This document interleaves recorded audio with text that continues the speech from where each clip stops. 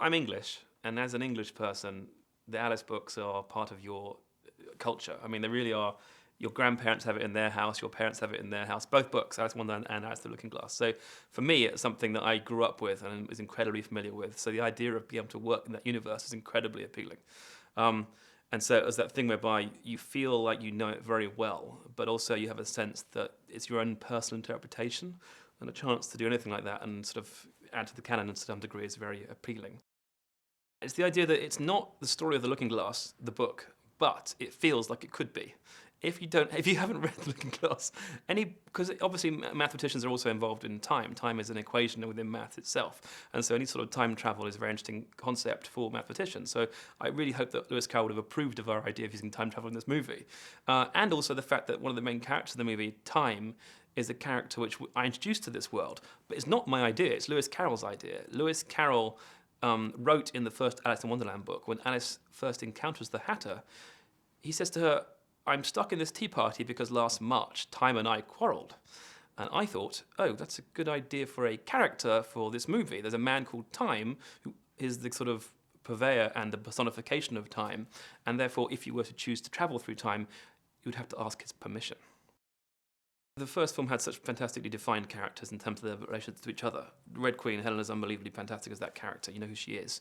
The White Queen, similarly, is as someone, and their relationship together is interesting. But obviously, with a new movie, you want to explore further, either by taking that story on and moving forward in the relationship, but often examining the past of that relationship, explaining why they are where they are and where they could go. And so certainly with those characters, I thought that they'd been so nicely created. And also the Hatter, of course, is such a unique creation. I mean, it's funny that Johnny and Tim came up with such a fantastic look for the guy, because I keep seeing him on Halloween wherever I go on Halloween nights. I keep seeing a lot of Hatters. You see more Hatters like that these days than you do as the animated Hatter. You used to see a lot. And nowadays you see Johnny's Hatter, which is fantastic. But yeah, I think that the look and the feel of the characters and their relationship to each other was very well established, and I loved that about it. And I wanted to try and maintain that. Alice, since we last saw her, has been away. When we last left her in the movie, she's off on her ventures to the Far East.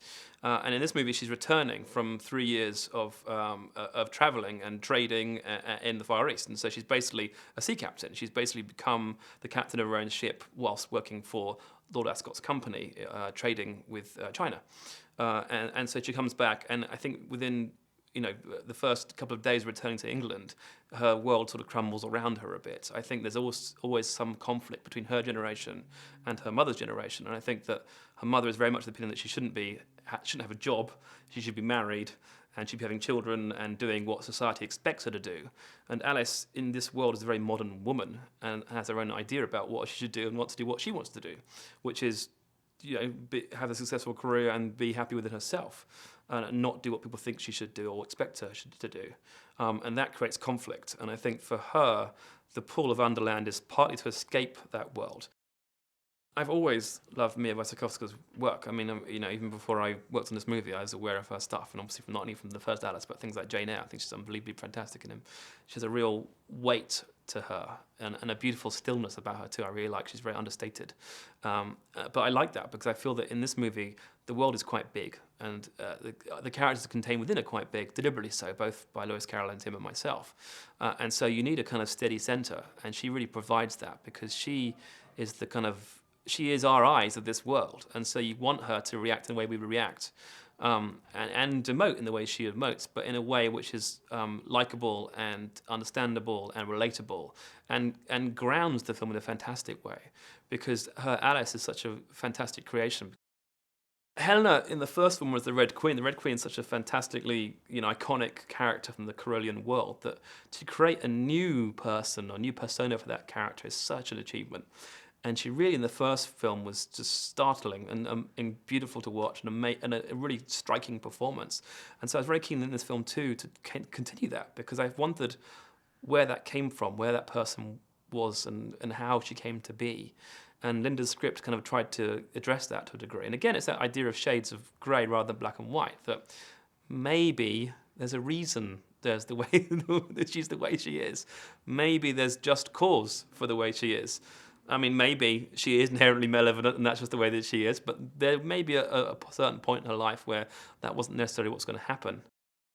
Sasha's excellent at playing that character. Sasha is really good at being a character who has great self-belief, who has absolute inner confidence about everything he does without realizing his own faults or foibles or frailties.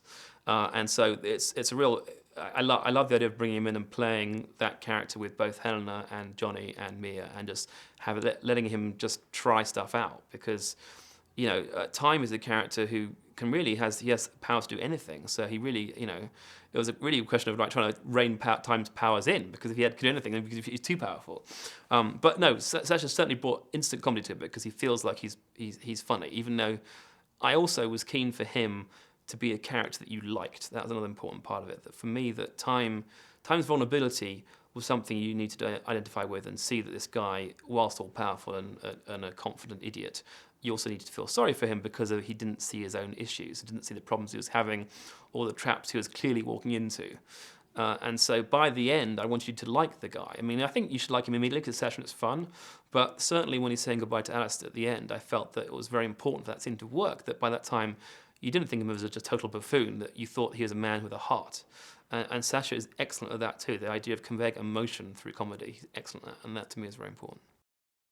He was great, and he lives in England, and so he came to set, and he was there, and we talked through things, and I showed him all the character designs prior, the environment designs, and he was very active in all that stuff, which is incredibly helpful to me, because I wanted to make sure that whilst this is my vision, that he approved and understood what I was going with it, and what I was trying to do, and take the story forward. His world. I mean, the thing is, this film is set in different time periods, so I allowed certain license to change things around as I wanted.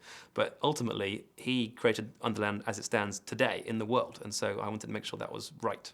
And so, no, it was a real pleasure. He's a pleasure to work with.